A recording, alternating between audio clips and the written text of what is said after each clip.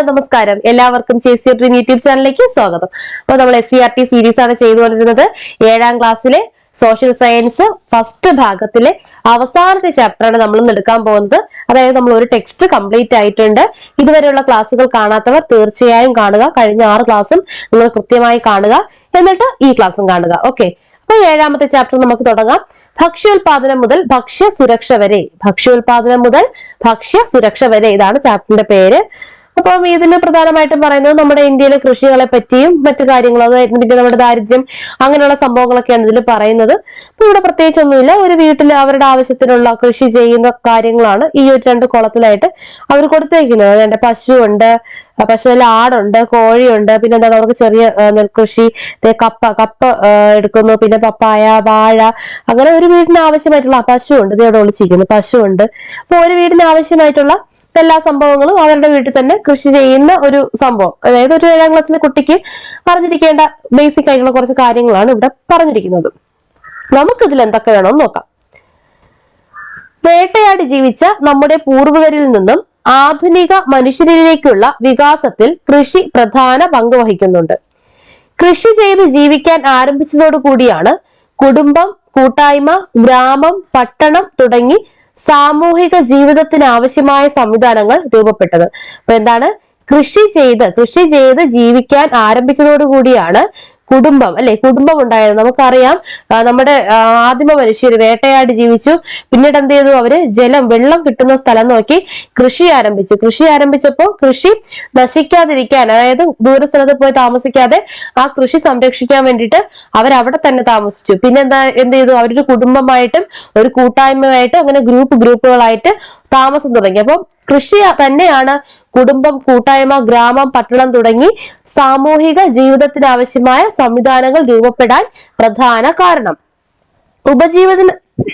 ഉപജീവനത്തെ അടിസ്ഥാനമാക്കി ചിട്ടപ്പെടുത്തിയ കാർഷിക ശൈലിയിൽ നിന്നും കാലക്രമേണ മനുഷ്യർ കമ്പോളത്തെ അടിസ്ഥാനമാക്കിയുള്ള കൃഷിയിലേക്ക് മാറി. അപ്പൊ നമുക്കറിയാം, ഇവരെന്ത് ചെയ്തു? ആദ്യം കൂടുതൽ, അതായത് ഭക്ഷ്യോൽപ്പന്നം കൂടുതലായി കഴിഞ്ഞാൽ ആദ്യം ഒന്നും അവർക്ക് സ്റ്റോർ ചെയ്ത് വെക്കാൻ കഴിയില്ല. അവരെന്ത് ചെയ്യും? അടുത്തുള്ള ആർക്കെങ്കിലും കൊടുക്കും, അല്ലെ, ബാക്കിയുള്ളത് അടുത്തുള്ള ആർക്കെങ്കിലും കൊടുക്കും. പിന്നീട് അതെന്തായി? പിന്നെ സ്റ്റോർ ചെയ്യുന്ന രീതികൾ വന്നു. പിന്നീട് അത് കച്ചവടമാക്കി തുടങ്ങി. എന്താണ്? സാധനത്തിന് പകരം സാധനങ്ങളൊക്കെ കൈമാറ്റം തുടങ്ങി. പിന്നീട് അത് കാശായി. അങ്ങനെ എന്ത് വന്നു? കമ്പോളങ്ങൾ വന്നു. കമ്പോളത്തെ അടിസ്ഥാനമാക്കിയുള്ള കൃഷിയിലേക്ക് പിന്നീട് അത് മാറി. ഈ മാറ്റങ്ങൾ ഏതൊക്കെയാണെന്നും അതിനുവേണ്ടി മനുഷ്യർ അവലംബിച്ച കൃഷി രീതികൾ എന്തൊക്കെയാണെന്നും നമുക്ക് പരിചയപ്പെടാം. കൃഷിയുടെ ഉദ്ഭവം. അലഞ്ഞു തിരിഞ്ഞു നടന്ന മനുഷ്യർ ഏതാണ്ട് 7000 BC-യിലാണ് കൃഷി ചെയ്യാൻ ആരംഭിച്ചത്. അപ്പോൾ മനുഷ്യൻ കൃഷി ചെയ്യാൻ ആരംഭിച്ചത് 7000 BC-യിലാണ്. ഇതെവിടെയായിരുന്നു? മെസപ്പൊട്ടോമിയ, തുർക്കി, ഈജിപ്റ്റ്, പടിഞ്ഞാറൻ ഏഷ്യ, യൂറോപ്പ് എന്നിവിടങ്ങളിലൊക്കെ വിവിധ കാലങ്ങളിൽ മനുഷ്യർ കൃഷി ചെയ്തു. അപ്പൊ ആദ്യം ഈ സ്ഥലങ്ങളിലൊക്കെയാണ് 7000 BC-യിൽ കൃഷി ആരംഭിക്കുന്നത്. ഏതാണ്ട് 3000 BC-യിൽ സിന്ധു നദീതട നാഗരികതയോട് ചേർന്നാണ് ഇന്ത്യയിൽ കാർഷിക സംസ്കാരം വളർന്നു വന്നത്. അപ്പൊ ഇന്ത്യയിൽ ആദ്യമായി കൃഷി ചെയ്തത് സിന്ധു നദീതട സംസ്കാരവുമായി ബന്ധപ്പെട്ടിട്ടാണ്. ഈ നദീതീരത്തെ ഇരട്ട നഗരങ്ങളായ മോഹൻജദാരോയിലും ഹാരപ്പയിലുമാണ് ഗോതമ്പ്, ബാർലി, ഏതൊക്കെയാണ്? ഗോതമ്പ്, ബാർലി തുടങ്ങിയ ധാന്യങ്ങൾ കൃഷി ചെയ്തിരുന്നത്. ദക്ഷിണേന്ത്യയിൽ പിന്നെയും വളരെ കാലം കഴിഞ്ഞാണ് കൃഷി ആരംഭിച്ചത്. അപ്പൊ നമ്മുടെ നാട്ടിലോട്ടൊക്കെ വളരെയധികം കാലങ്ങൾ കഴിഞ്ഞാണ് കൃഷി ആരംഭിച്ചത്.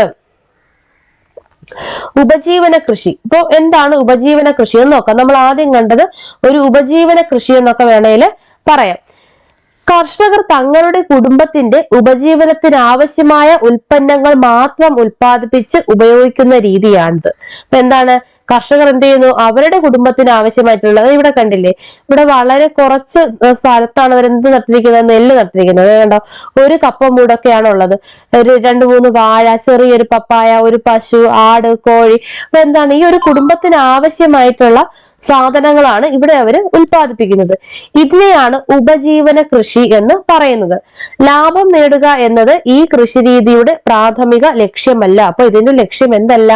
ലാഭം നേടുക എന്നതല്ല. ലാഭത്തെ അടിസ്ഥാനമാക്കിയുള്ള കൃഷി രീതി അല്ല ഇത്. എന്നാൽ ചില അവസരങ്ങളിൽ മിച്ചം വരുന്ന കാർഷികോൽപ്പന്നങ്ങൾ മറ്റു ആവശ്യങ്ങൾ നിറവേറ്റുന്നതിനായി വിൽക്കുകയും ചെയ്യുന്നു. നമ്മുടെ വീട്ടിലൊക്കെ ഇല്ലേ, നമ്മുടെ വീട്ടിൽ 2-3 കോഴി ഉണ്ടെങ്കിൽ നമ്മൾ എന്ത് ചെയ്യും, നമുക്ക് മുട്ട ആവശ്യമില്ലെങ്കിൽ നമ്മൾ സ്റ്റോർ ചെയ്ത് വെച്ചിരുന്ന് അപ്പുറത്തെ വീട്ടുകാർക്ക് നമ്മൾ വിൽക്കുന്ന ഒരു പരിപാടിയുണ്ട്. പിന്നെന്താണ്, നമ്മുടെ പശുവുള്ള വീടുകളിൽ ഒരു പശുവിനെ കറന്ന പാല് ഫുള്ള് ആ വീട്ടുകാർ കുടിക്കൂലല്ലോ. അവരെന്ത് ചെയ്യും, ബാക്കി പാല് മറ്റു വീടുകളിൽ വിൽക്കും. പിന്നെ എന്താണ്, പാൽ സൊസൈറ്റി കൊടുക്കുന്നവര് അങ്ങനെയൊക്കെ കൊടുക്കും. പരമ്പരാഗത കാർഷിക ഉപകരണങ്ങളാണ് ഈ കൃഷി രീതിയിൽ കൂടുതലായി ഉപയോഗിക്കുന്നത്. അപ്പൊ അവര് കൂടുതൽ ടെക്നോളജീസ് ഒന്നും ഉപയോഗിക്കാറില്ല.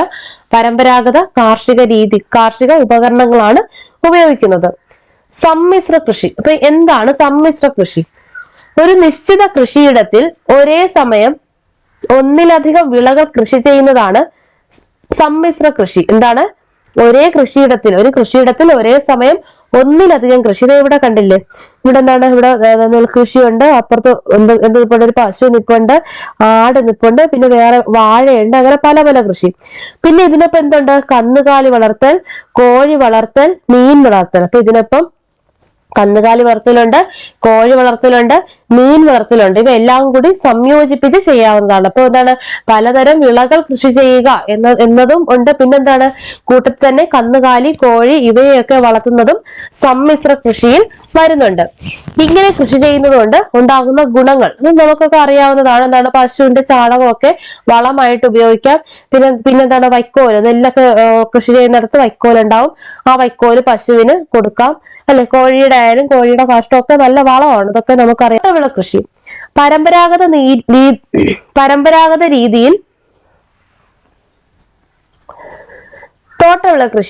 പരമ്പരാഗത രീതിയിൽ നെല്ലും മറ്റ് ഭക്ഷ്യവിളകളും മാത്രം കൃഷി ചെയ്തിരുന്ന കർഷകർ ബ്രിട്ടീഷുകാരുടെ വരവോടെ വിശാലമായ പ്രദേശത്ത് വൻതോതിൽ തോട്ടവിളകളായ, ഏതൊക്കെയാണ് തോട്ടവിളകൾ? തേയില, കാപ്പി, ഗ്രാമ്പു, ഏലം, കുരുമുളക്. ഏതൊക്കെയാണ്? തേയില, കാപ്പി, ഗ്രാമ്പു, ഏലം, കുരുമുളക് തുടങ്ങിയവ കൃഷി ചെയ്യാൻ ആരംഭിച്ചു. വ്യവസായ വിപ്ലവത്തിന്റെ ഈറ്റില്ലമായിരുന്ന ബ്രിട്ടൻ ഉൾപ്പെടെയുള്ള യൂറോപ്യൻ രാജ്യങ്ങളിൽ ഉയർന്ന അളവിൽ കാർഷിക അസംസ്കൃത വസ്തുക്കൾ ആവശ്യമായിരുന്നു. അതിനായി 19-ാം നൂറ്റാണ്ടിന്റെ ആരംഭത്തോടുകൂടി കോളനി രാജ്യങ്ങളിൽ അവർ തോട്ടവിളകൾ പ്രോത്സാഹിപ്പിച്ചു. ദീർഘകാല വരുമാനവും താരതമ്യേന കുറഞ്ഞ ഉൽപാദന ചെലവും ഈ കൃഷിരീതിയുടെ പ്രത്യേകതയാണ്. അപ്പൊ ഈ തേയില, കാപ്പി, നമ്മുടെ കുരുമുളക് ഒരു വള്ളിയൊക്കെ നമ്മുടെ ഒട്ടുമിക്ക വീടുകളിലും ഉണ്ടാവും, അല്ലെ. നമ്മളെ പ്ലാവിലോ മാവിലോ ഒക്കെ നമ്മൾ പടർത്തി വിട്ടുകൊടുക്കും. അപ്പൊ അതിന് എന്തുണ്ട്, കൂടുതൽ എന്തെങ്കിലും കാശ് ചിലവുണ്ടോ ഒരു കുരുമുളകിന്റെ വള്ളിയൊക്കെ നമുക്ക് നട്ടുപിടിപ്പിക്കുന്നതിന്? ഇല്ല. ഇത് അധികം ചെലവില്ല. പിന്നെന്താണ്, ദീർഘകാല വരുമാനമാണ്. ഒരു കുരുമുളക് വള്ളി ഉണ്ടെങ്കിൽ ഒരു വീടിന് ആവശ്യമായിട്ടുള്ള കുരുമുളക് നമുക്ക് അതിൽ നിന്ന് തന്നെ കിട്ടും. അപ്പൊ ഒത്തിരി ഉണ്ടെങ്കിൽ എന്ത് ചെയ്യും, കൂടുതൽ കുരുമുളകൊക്കെ നല്ല വിലയുള്ള സാധനമാണ്, അല്ലെ. കുറച്ച് ദീർഘകാല വരുമാനം തരും, കുറഞ്ഞ ഉൽപാദന ചെലവാണ്, പക്ഷെ നമുക്ക് നല്ല വരുമാനം ഉണ്ടാക്കാൻ പറ്റുന്ന സംഭവങ്ങളാണ് ഇതൊക്കെ. ഇതാണ് തോട്ടവിളകൾ. വാണിജ്യവിള കൃഷി. എന്താണ് വാണിജ്യവിള കൃഷി? കാർഷിക ഉൽപ്പന്നങ്ങൾ വാണിജ്യ അടിസ്ഥാനത്തിൽ വൻതോതിൽ ഉൽപ്പാദിപ്പിക്കുന്നതാണ് വാണിജ്യവിള കൃഷി. അപ്പൊ എന്താണ്, കാർഷിക ഉൽപ്പന്നങ്ങൾ വാണിജ്യ അടിസ്ഥാനത്തിൽ, എന്താണ്, വ്യവസായത്തിന് വേണ്ടി, എന്താണ്, വാണിജ്യ അടിസ്ഥാനത്തിൽ കാർഷിക ഉൽപ്പന്നങ്ങൾ വൻതോതിൽ ബൾക്കായിട്ട് ഉണ്ടാക്കുന്നതിനെയാണ് വാണിജ്യവിള കൃഷി എന്ന് പറയുന്നത്. വ്യവസായശാലകളിൽ ഉപയോഗിക്കുന്ന കാർഷിക അസംസ്കൃത വസ്തുക്കൾ, അതായത് നമ്മുടെ പരുത്തിയുണ്ട്, കരിമ്പുണ്ട്, ചണമുണ്ട്, അല്ലെ. പരുത്തി, കരിമ്പ്, ചണം ഇവയൊക്കെ എങ്ങനെയാണ്? പരുത്തിയിൽ നിന്ന് നൂലെടുത്തിട്ടാണ് തുണികളൊക്കെ ഉണ്ടാക്കുന്നത്. ചണത്തിൽ നിന്ന് ചണനൂൽ എടുക്കുന്നുണ്ട്. കരിമ്പിൽ നിന്നും പഞ്ചസാര ഉണ്ടാക്കുന്നുണ്ട്. അപ്പൊ ഇതൊക്കെ കാർഷിക വാണിജ്യ വിളകളാണ്. ഇതൊക്കെ വാണിജ്യ വിളകളാണ്. വ്യവസായശാലകളിൽ ഉപയോഗിക്കുന്ന കാർഷിക അസംസ്കൃത വസ്തുക്കൾ പ്രദാനം ചെയ്യുന്നതിൽ വാണിജ്യവിള കൃഷിയുടെ പങ്ക് വളരെ വലുതാണ്. ഉയർന്ന മൂലധന നിക്ഷേപവും ആധുനിക സാങ്കേതിക വിദ്യയുടെ ഉപയോഗവും ആവശ്യമായി വരുന്ന ഒരു കൃഷി കൂടിയാണിത്. അപ്പൊ ഇതിനെന്ത് വേണം? ഉയർന്ന നിക്ഷേപം വേണം. വാണിജ്യ അടിസ്ഥാനത്തില് വൻതോതില് നമ്മുടെ പരുത്തിയും ചണവും ഒക്കെ കൃഷി ചെയ്യണമെങ്കിൽ അതിന് ഉയർന്ന മൂലധനം വേണം, ആധുനിക സാങ്കേതിക വിദ്യ വേണം. പിന്നെന്താണ്, ഇതെല്ലാം ആവശ്യമായി വരുന്ന ഒരു കൃഷി രീതിയാണിത്. ഉദാഹരണം: റബ്ബർ, കരിമ്പ്, പരുത്തി, ചണം. അപ്പൊ റബ്ബറും ഉണ്ട്. റബ്ബർ അല്ലേ, റബ്ബറിൽ നിന്ന് പാല്, അത് കൃഷി ചെയ്തത് കൃഷിയല്ലേ, അത് കൃഷി ചെയ്ത് അതിൽ നിന്ന് ആ പാല്, റബ്ബർ പാല് ശേഖരിച്ചാണ് അതുകൊണ്ടുള്ള പ്രോഡക്റ്റ് ഒക്കെ ഉണ്ടാക്കുന്നത്. നമ്മുടെ രാജ്യത്തിലുള്ള വിവിധ തരം കൃഷിരീതികൾ പരിചയപ്പെട്ടല്ലോ. കൂടുതൽ സവിശേഷതകൾ കൂട്ടിച്ചേർത്ത് പട്ടിക വികസിപ്പിക്കൂ. അപ്പൊ ഇതൊന്നും നമുക്ക് ആവശ്യമായിട്ടുള്ളതല്ല, ഇത് കുഞ്ഞു ക്ലാസ്സിലെ ആ കുട്ടികൾക്ക് വേണ്ടതാണ്. നമുക്ക് വേണ്ടത് വാണിജ്യവിള ഏതൊക്കെയാണെന്ന് നമ്മൾ അറിഞ്ഞിരിക്കുക, തോട്ടവിള ഏതൊക്കെയാണെന്ന് അറിഞ്ഞിരിക്കുക. അപ്പൊ അതൊക്കെ നമ്മൾ പറഞ്ഞു. അടുത്തതിലോട്ട് പോകാം. കൃഷി ഭക്ഷണത്തിനും വരുമാനത്തിനും. അപ്പോ ഈ ചിത്രത്തിൽ ഉള്ള വിളകൾ ഇതിൽ ഏതൊക്കെയാണ് ഭക്ഷ്യവിളകൾ?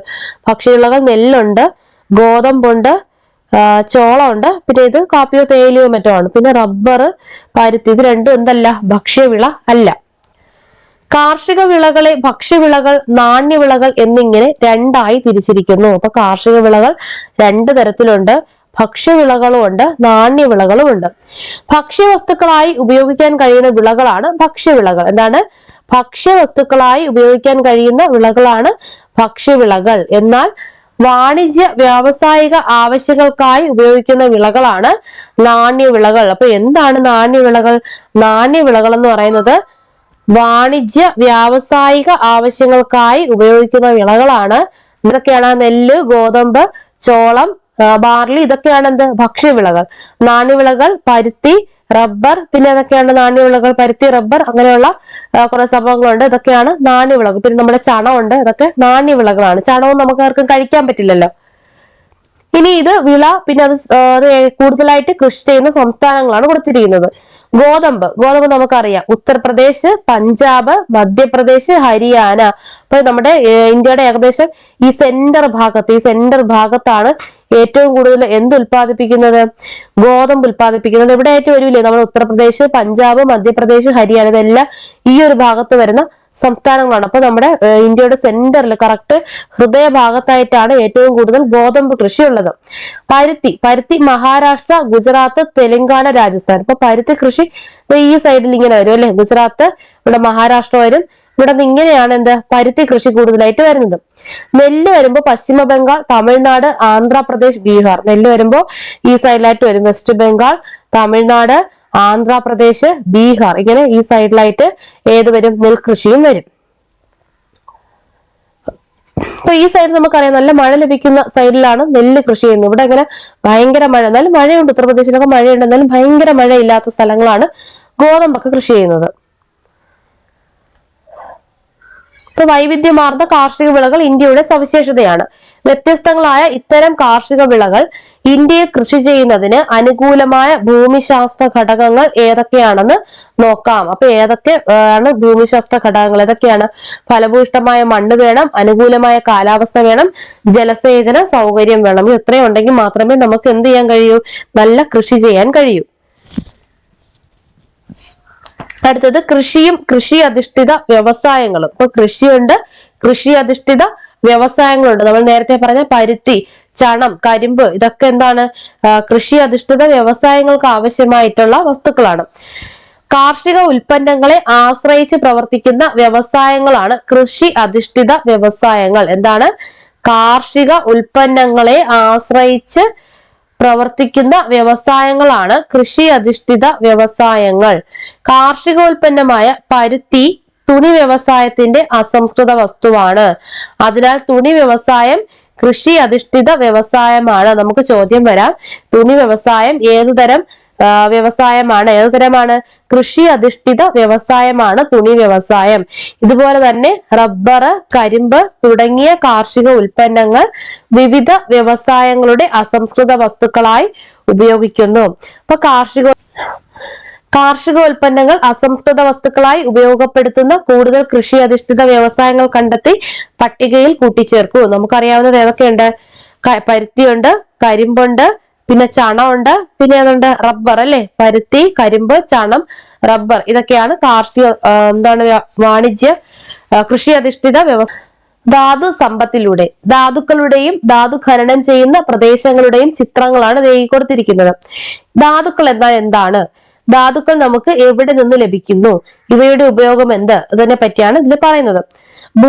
ഭൂവൽക്കത്തിൽ കാണപ്പെടുന്ന ലോഹ അലോഹ സംയുക്തങ്ങളാണ് ധാതുക്കൾ. അപ്പൊ എന്താണ്?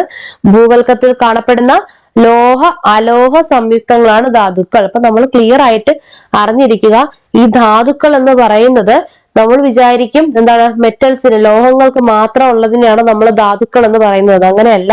അലോഹ ധാതുവുണ്ട്, ലോഹ ധാതുവുണ്ട്, ഇന്ധന ധാതുവുണ്ട്. അങ്ങനെ 3 തരത്തിലുള്ള ധാതുക്കളുണ്ട്. ഏതൊക്കെയാണ്? ലോഹധാതു, അലോഹധാതു, പിന്നെന്താണ്, ഇന്ധനധാതു. അപ്പൊ അത് ഏതൊക്കെയാണ് നമുക്ക് നോക്കാം. Haematite, magnetite, calamine, bauxite. Haematite, magnetite, calamine, bauxite, cinnabar എന്നിവ ലോഹധാതുക്കളാണ്. ഇവയെല്ലാം ലോഹധാതുക്കളാണ്.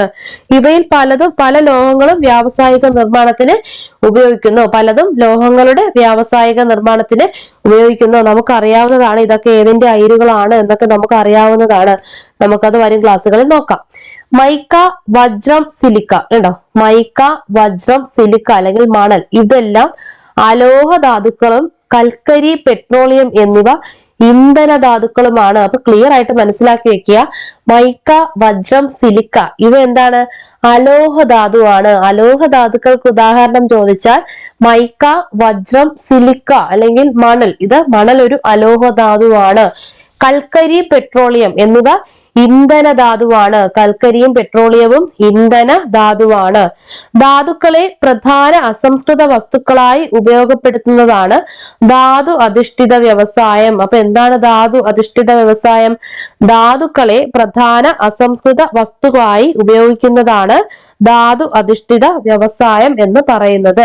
അപ്പൊ ധാതു അധിഷ്ഠിത വ്യവസായം എന്താണെന്ന് മനസ്സിലായല്ലോ. രാജ്യത്തെ ഏറ്റവും വലിയ ധാതു അധിഷ്ഠിത വ്യവസായമാണ് ഏത്? ഇരുമ്പുരുക്ക് വ്യവസായം.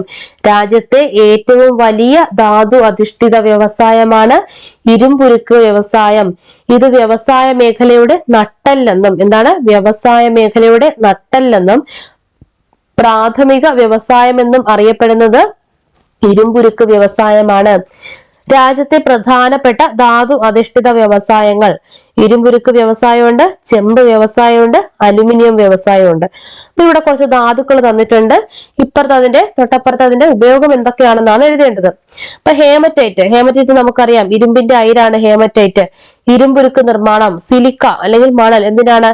ഗ്ലാസ് അല്ലെ, ഗ്ലാസ് നിർമ്മിക്കാൻ, ഗ്ലാസ് നിർമ്മാണത്തിനാണ് സിലിക്ക അല്ലെങ്കിൽ മണൽ ഉപയോഗിക്കുന്നത്. ഗ്ലാസ് നിർമ്മാണം. ഞാൻ ഫുൾ എഴുതുന്നില്ല, ഫുൾ എഴുതാൻ പറ്റുന്ന ഒരു മൗസ് അല്ല എന്റെ കയ്യിലുള്ളത്. അപ്പോ സിലിക്ക അല്ലെങ്കിൽ മണൽ, ഗ്ലാസ് നിർമ്മാണം.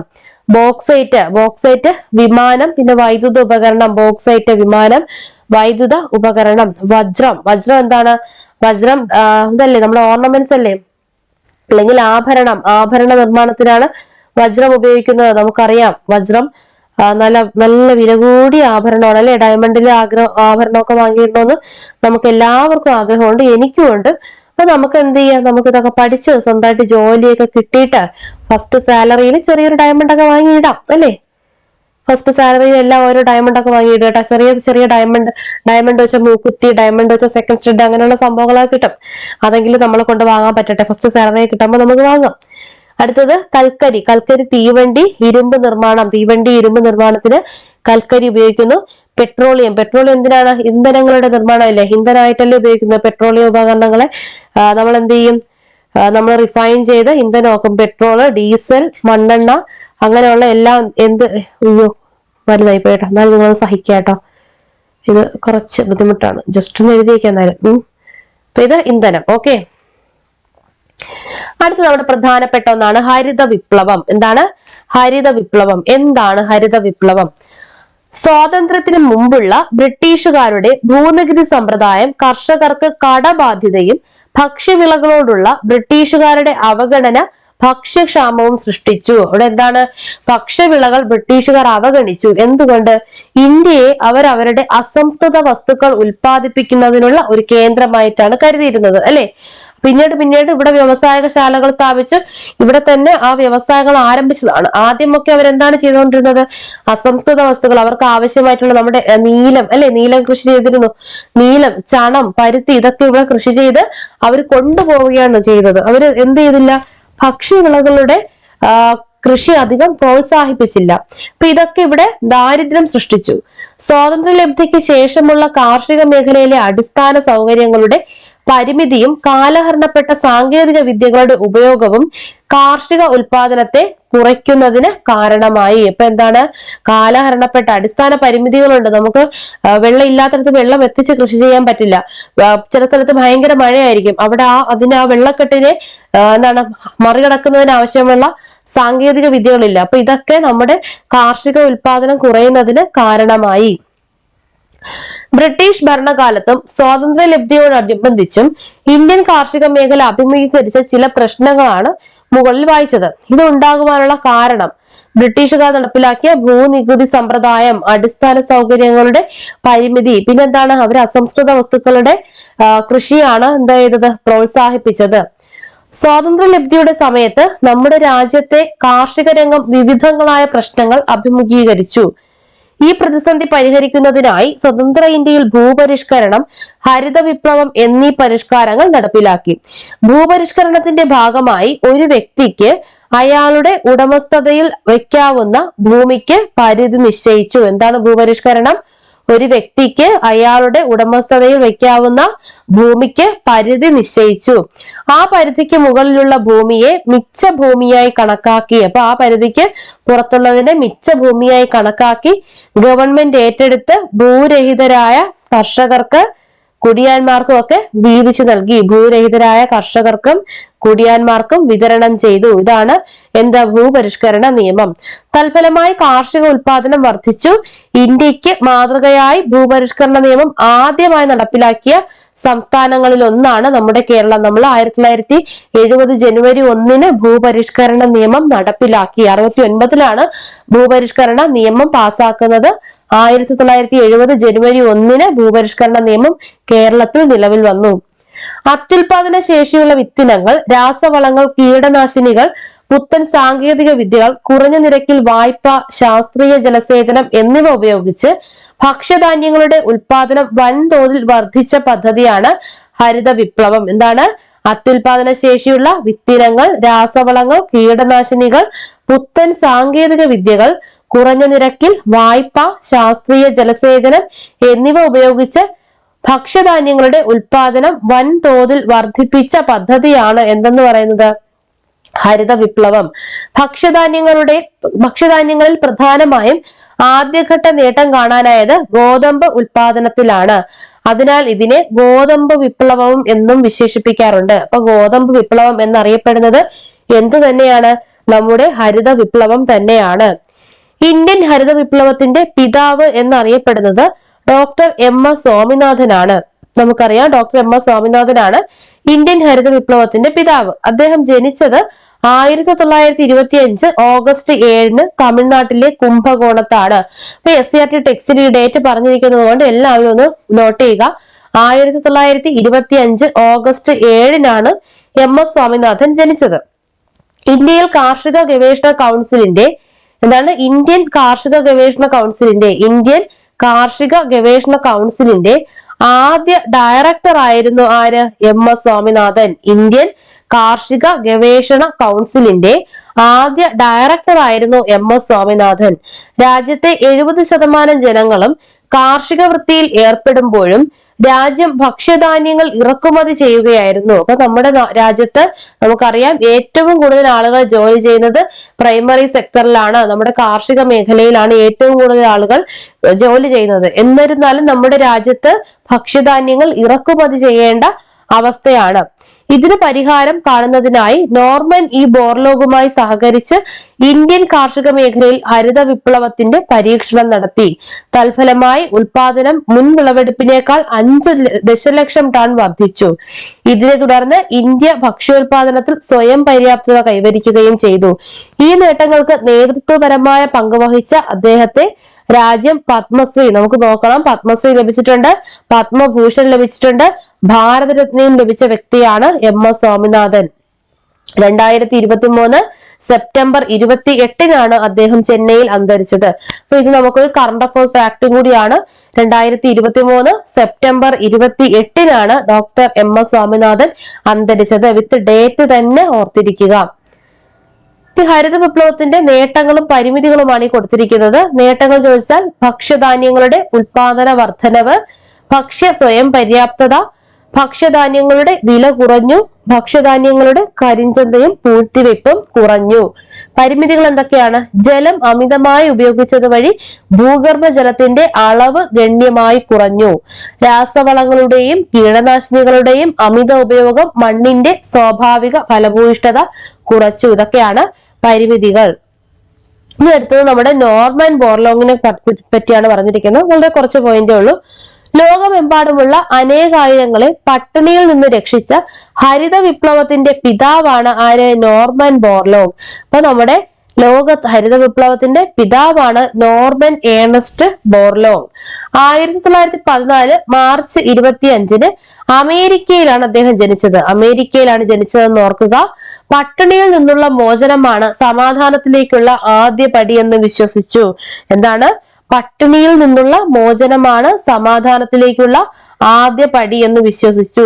1970 സമാധാന നൊബേൽ സമ്മാനം നേടിയ വ്യക്തി കൂടിയാണ് നോർമൻ ബോർലോങ്. അപ്പൊ അതൊന്ന് ഓർത്തിരിക്കുക. നോർമൻ ബോർലോങ്ങിന് സമാധാന നൊബേൽ കിട്ടിയ വർഷം 1970 ആണ്. ദാരിദ്ര്യം എന്നാൽ, അപ്പൊ ഇതൊരു ചെറിയൊരു നോട്ടാണ്. ഒരു സംഭവം പ്രത്യേകിച്ച് ഒന്നുമില്ല. നമുക്ക് എന്താണ് ദാരിദ്ര്യം എന്ന് നോക്കാം. മനുഷ്യന്റെ അടിസ്ഥാന ആവശ്യങ്ങളായ ആഹാരം, വസ്ത്രം, പാർപ്പിടം, വിദ്യാഭ്യാസം, ആരോഗ്യം എന്നിവ ആവശ്യാനുസരണം ലഭിക്കാത്ത അവസ്ഥയാണ് ദാരിദ്ര്യം. എന്താണ്? മനുഷ്യന്റെ അടിസ്ഥാന ആവശ്യങ്ങളായ ആഹാരം, വസ്ത്രം, പാർപ്പിടം, വിദ്യാഭ്യാസം എന്നിവ ആവശ്യാനുസരണം, നമ്മുടെ മിതമായ ആവശ്യാനുസരണം നമുക്ക് ലഭിക്കാത്ത അവസ്ഥയാണ് ദാരിദ്ര്യം എന്ന് പറയുന്നത്. മിതമായ ആവശ്യങ്ങൾ പോലും നിറവേറ്റാൻ കഴിയാത്തത്ര തരത്തിൽ വരുമാനമോ സ്വത്തോ പ്രാപ്യമാക്കാനുള്ള ശേഷി ഇല്ലാത്തവരാണ് ദരിദ്രർ. ആരാണ് ദരിദ്രർ? മിതമായ ആവശ്യങ്ങൾ പോലും നിറവേറ്റാൻ കഴിയാത്ത തരത്തിൽ വരുമാനമോ സ്വത്തോ പ്രാപ്യമാക്കാനുള്ള ശേഷിയില്ലാത്തവരാണ് ദരിദ്രർ. അടുത്ത ദാരിദ്ര്യരേഖ. ഒരു രാജ്യത്തെ ജനങ്ങളെ ദരിദ്രരെന്നും അല്ലാത്തവരെന്നും വിഭജിക്കുന്ന സാങ്കല്പിക രേഖയാണ് ദാരിദ്ര്യരേഖ. അപ്പൊ എന്താണ്?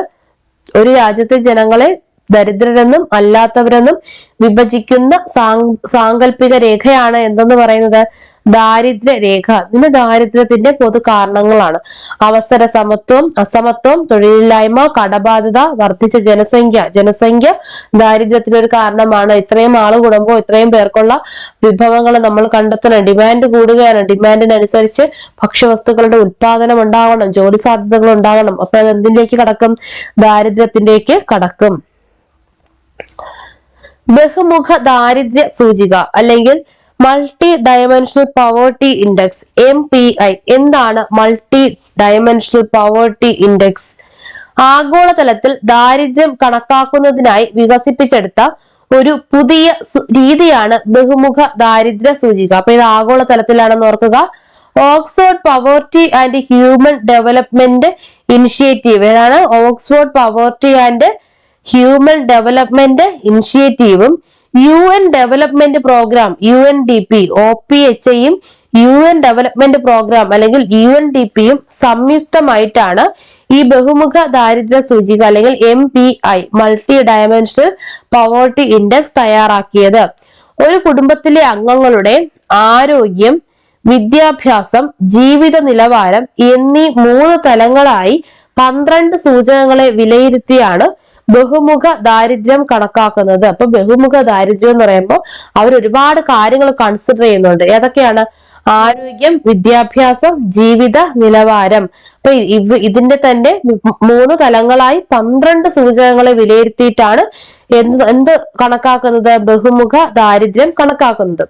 ബഹുമുഖ ദാരിദ്ര്യ സൂചിക അനുസരിച്ച് ദാരിദ്ര്യം അളക്കുന്നതിനുള്ള പ്രധാന മാനദണ്ഡം വരുമാനം മാത്രമല്ല.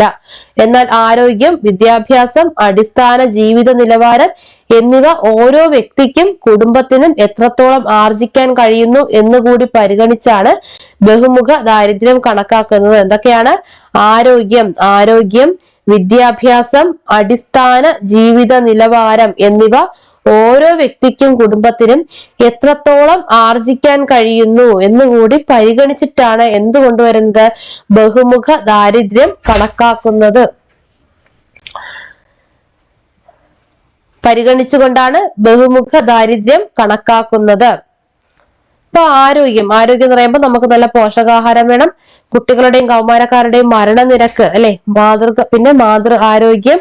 വിദ്യാഭ്യാസം പറയുമ്പോൾ സ്കൂൾ വിദ്യാഭ്യാസം, സ്കൂൾ ഹാജർ, ജീവിത നിലവാരം, പാചക ഇന്ധനം ലഭ്യമാകണം, ശുചിത്വം ഉണ്ടായിരിക്കണം, നമുക്ക് നല്ല കുടിവെള്ളം കിട്ടണം, വൈദ്യുതി, ഭവനം, ആസ്തികൾ, നമുക്ക് ബാങ്ക് അക്കൗണ്ട്. അപ്പൊ ഇതൊക്കെ നമ്മുടെ ജീവിത നിലവാരത്തിനെ ബാധിക്കുന്ന കാര്യങ്ങളാണ്. നീതി ആയോഗ് അംഗീകരിച്ച ബഹുമുഖ ദാരിദ്ര്യ സൂചിക അനുസരിച്ച് നമ്മുടെ രാജ്യത്തെ സംസ്ഥാനങ്ങളുടെയും കേന്ദ്രഭരണ പ്രദേശങ്ങളുടെയും 2015-16, 2019-21 വർഷങ്ങളിലെ ദാരിദ്ര്യ നിലയാണ് ഗ്രാഫിൽ സൂചിപ്പിച്ചിരിക്കുന്നത്. ഇത് കണ്ടോ? അപ്പൊ ഏതാണ് ഈ കളറിൽ കൊടുത്തിരിക്കുന്നത് 2015-16, ഇത് നല്ല ബ്ലൂവിൽ കൊടുത്തിരിക്കുന്നത് 2019-21 ആണ്. ഇപ്പൊ കേരളത്തിന്റെ നോക്കിക്കഴിഞ്ഞാൽ കേരളം ദാരിദ്ര്യം വളരെ കുറഞ്ഞ ഒരു സംസ്ഥാനമാണ്. ബാക്കി ഇങ്ങോട്ട് ഇത് കേന്ദ്രഭരണ പ്രദേശങ്ങളെയാണ് കൊടുത്തിരിക്കുന്നത് കേട്ടോ. കേന്ദ്രഭരണ പ്രദേശങ്ങള്, ആൻഡമാൻ നിക്കോബാർ, അതൊക്കെ. അപ്പൊ ഇതുവരെ നോക്കിക്കഴിഞ്ഞാൽ കേരളമാണ് ഏറ്റവും ദാരിദ്ര്യം കുറവ്. കേരളത്തിന് 2015-16 0.70യും അതിലേയും കുറഞ്ഞു 2019-21 ആയപ്പോഴത്തേക്ക് അത് 0.55 ആയി. അപ്പൊ നമുക്ക് ദാരിദ്ര്യം വളരെ കുറഞ്ഞ ഒരു സംസ്ഥാനം തന്നെയാണ് കേരളം. അപ്പൊ ഇത് അതുമായിട്ട് ബന്ധപ്പെട്ടുള്ള കാര്യങ്ങളാണ് പറഞ്ഞിരിക്കുന്നത്. പിന്നെ അടുത്ത ദാരിദ്ര്യത്തിൽ നിന്നും കരകയറാൻ വേണ്ടിയിട്ട് നമ്മുടെ രാജ്യം ഒരുപാട് പദ്ധതികൾ നടപ്പിലാക്കുന്നുണ്ട്. അപ്പൊ ആ പദ്ധതികളാണ് ഇവിടെ കുറച്ച് പറഞ്ഞിരിക്കുന്നത്. ചില സ്വയം തൊഴിൽ വേതന തൊഴിൽ പദ്ധതികളാണിത്. ഒന്ന് മഹാത്മാഗാന്ധി ദേശീയ ഗ്രാമീണ തൊഴിലുറപ്പ് പദ്ധതി, പ്രധാനമന്ത്രി റോസ്ഗാർ യോജന. ഇതിന് രണ്ടിന്റെയും ലക്ഷ്യം ഒന്ന് തന്നെയാണ്. താഴ്ന്ന വരുമാനമുള്ള പ്രായപൂർത്തിയായ കുടുംബാംഗങ്ങൾക്ക് തൊഴിലവസരങ്ങളും വരുമാനവും ലഭിക്കുന്നു. അപ്പൊ നമ്മുടെ തൊഴിലുറപ്പ് പദ്ധതിയെ പറ്റി ഞാൻ പ്രത്യേകിച്ച് പറയേണ്ടതില്ല, നമുക്ക് എല്ലാവർക്കും അറിയാവുന്നതാണ്. ജീവനം പദ്ധതി, ഇതൊക്കെ ഓർത്തിരിക്കുക. എന്താണ് ജീവനം പദ്ധതി? സാമ്പത്തികമായി പ്രയാസം അനുഭവിക്കുന്ന കുറ്റകൃത്യങ്ങൾക്കിരയായി മരണപ്പെട്ടവരുടെ ആശ്രിതർക്ക് ഉപജീവന മാർഗം കണ്ടെത്തുന്നതിന്. അപ്പൊ എന്താണ് ജീവനം പദ്ധതി? സാമ്പത്തികമായി പ്രയാസം അനുഭവിക്കുന്ന കുറ്റകൃത്യങ്ങൾക്ക് ഇരയായി മരണപ്പെടുന്നവരുടെ, ഇപ്പൊ ഏതെങ്കിലും കുറ്റകൃത്യത്തിന് ഇരയായിട്ട് മരിച്ചു പോയിട്ടുണ്ടെങ്കിൽ അവരുടെ ആശ്രിതർക്ക് ഉപജീവന മാർഗം കണ്ടെത്തുന്നതിനുള്ള പദ്ധതിയാണ് ജീവനം പദ്ധതി. അയ്യങ്കാളി നഗര തൊഴിലുറപ്പ് പദ്ധതി, ഇതും നമുക്കറിയാം. നമ്മുടെ മഹാത്മാഗാന്ധി തൊഴിലുറപ്പ് പദ്ധതി പോലെ തന്നെ നഗരങ്ങളിലുള്ളതാണ്. നഗരപ്രദേശങ്ങളിൽ വസിക്കുന്ന അവിദഗ്ധ കായിക തൊഴിൽ ചെയ്യാൻ സന്നദ്ധതയുള്ള ഓരോ കുടുംബത്തിലെയും പ്രായപൂർത്തിയായ അംഗങ്ങൾക്ക് തൊഴിൽ നൽകുന്നു. ഇത് സെയിം ആസ് നമ്മുടെ മഹാത്മാഗാന്ധി ഗ്രാമീണ തൊഴിലുറപ്പ് പദ്ധതി. അടുത്ത ചില ഭക്ഷ്യസുരക്ഷാ പദ്ധതികളാണ്. പൊതുവിതരണ സംവിധാനം, ജനങ്ങളുടെ ഭക്ഷ്യസുരക്ഷ ഉറപ്പാക്കുന്നു. നമ്മുടെ റേഷൻ കട പോലെയുള്ള സംവിധാനങ്ങൾ. പ്രധാനമന്ത്രി പോഷൺ ശക്തി നിർമ്മാൺ അല്ലെങ്കിൽ PM പോഷൺ, ഇത് ഇമ്പോർട്ടന്റ് ആണ്. പ്രധാനമന്ത്രി പോഷൺ ശക്തി നിർമ്മാൺ. 1 മുതൽ 8 വരെ ക്ലാസ്സിലെ കുട്ടികൾക്കുള്ള ഉച്ചഭക്ഷണ പദ്ധതി. 1 മുതൽ 8 വരെ ക്ലാസ്സിലെ കുട്ടികൾക്കുള്ള ഉച്ചഭക്ഷണ പദ്ധതിയാണ് പ്രധാനമന്ത്രി പോഷൺ ശക്തിമാൻ അല്ലെങ്കിൽ PM പോഷൺ.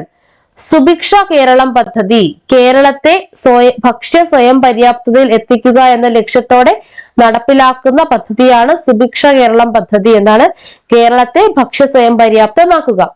അടുത്ത കുറച്ച് സാമൂഹ്യ സുരക്ഷാ പദ്ധതിയാണ്.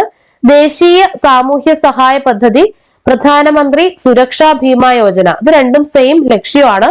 നിരാലംബരായ മുതിർന്ന പൗരന്മാർക്ക് പെൻഷനും ഇൻഷുറൻസും പരിരക്ഷയും നൽകുന്ന പദ്ധതിയാണ് ദേശീയ സാമൂഹ്യ സഹായ പദ്ധതിയും പ്രധാനമന്ത്രി സുരക്ഷാ ഭീമ യോജനയും.